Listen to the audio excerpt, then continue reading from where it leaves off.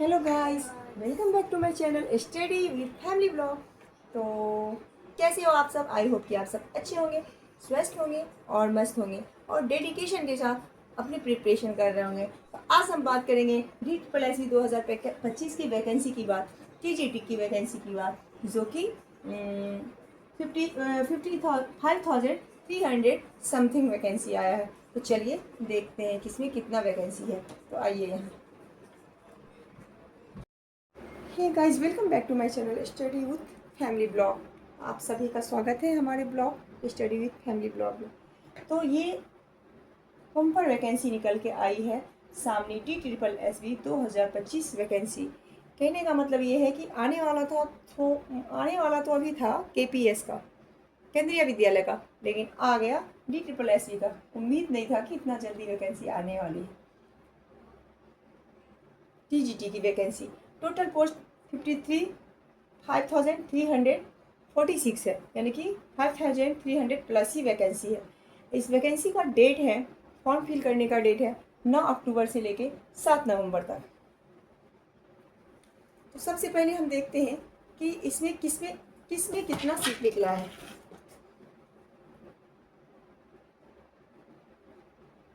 सात सौ चौवालीस है, 744। तो गाइस ये टीजीटी मैथ का है। मेल के लिए 744 सीट है। टीजीटी मैथ फीमेल के लिए 316 पोस्ट है। टीजीटी इंग्लिश मेल के लिए 869 पोस्ट है। टीजीटी इंग्लिश फीमेल के लिए 104 पोस्ट है। फीमेल के लिए बहुत कम पोस्ट है।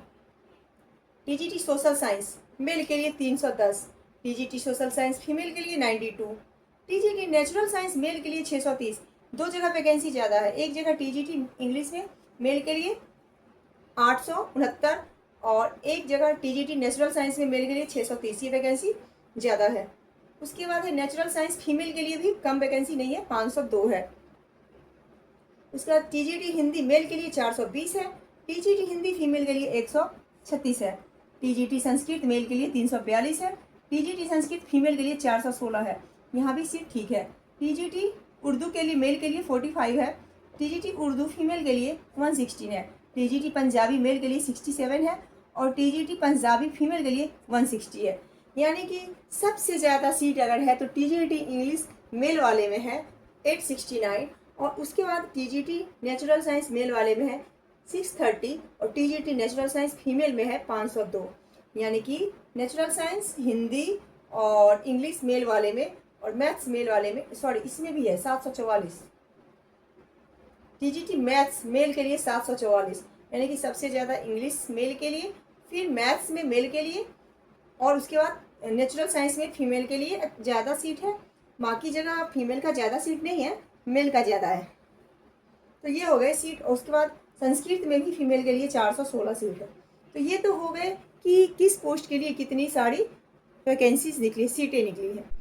दूसरा नंबर पे ये आता है कि क्वालिफिकेशन क्या होना चाहिए। नंबर सेकेंड पे ये है क्वालिफिकेशन क्या होना चाहिए। क्वालिफिकेशन DSSSB के एग्ज़ाम में क्वालिफिकेशन होना चाहिए ग्रेजुएशन एनी सब्जेक्ट के साथ, graduation plus BEd plus CTET paper 2। अब बातें ये आती है कि सीटेट पेपर 2 में कितना मार्क्स चाहिए।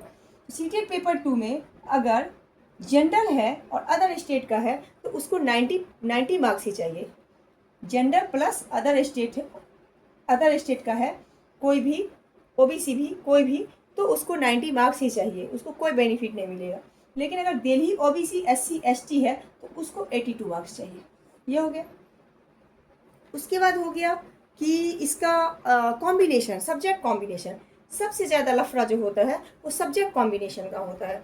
सब्जेक्ट कॉम्बिनेशन देखिए, नेचुरल साइंस के लिए किसी भी सब्जेक्ट से physics, chemistry, biology, botany, zoology, anthropology, life science, electronic, biotech, chemistry, biomedical, molecular cell biology, microbiology, applied science, किसी भी सब्जेक्ट से जिनका ग्रेजुएशन है, जिस भी सब्जेक्ट से ग्रेजुएशन होगा वो तो 2 साल तो मतलब एक सब्जेक्ट को तो 2 साल पढ़े ही होंगे। 3 साल के ग्रेजुएशन होते हैं तो 2 साल तो पढ़ना ही पढ़ना है। तो किसी भी एक सब्जेक्ट, जितने भी सब्जेक्ट हैं जिनका ग्रेजुएशन है, इन सब्जेक्ट में से किसी एक सब्जेक्ट को अगर वो 2 साल तक पढ़े हैं तो वो फॉर्म फिल कर सकते हैं। तो इसमें ना कॉम्बिनेशन का कोई झंझट नहीं है। अब देखते हैं सोशल साइंस के लिए। सोशल साइंस में क्या है? History, political science, geography, economics, sociology, business, business studies, estate business, business.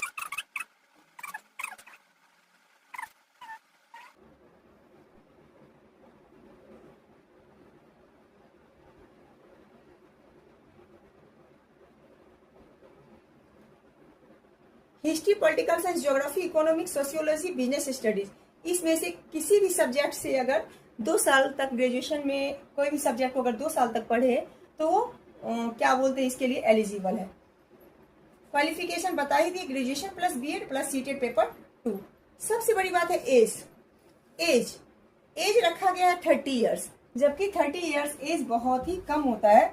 As रखा गया 30 ईयर्स, लेकिन बाकी कैटेगरी वाइज 3 साल 5 साल वो जुड़ते जाएंगे।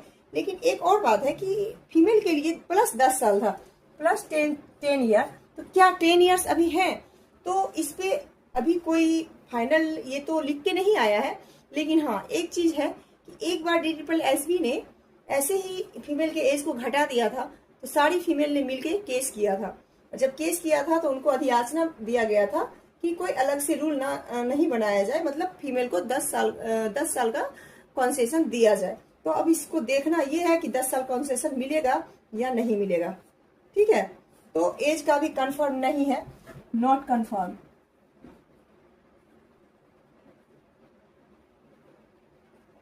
Not confirm. ठीक है, तो ये रहा DSSB का वैकेंसी का ये है। आई होप कि आपको ये समझ में आ गया होगा कि ये वैकेंसी निकली है और जल्दी से आप लोग फॉर्म भर देना। लास्ट डेट का वेट मत करना, क्योंकि मैं फंस चुकी हूँ लास्ट डेट के नाम पे। ओके, कैसा लगा मेरा ये video? Thank you so much, tata, bye bye, take care.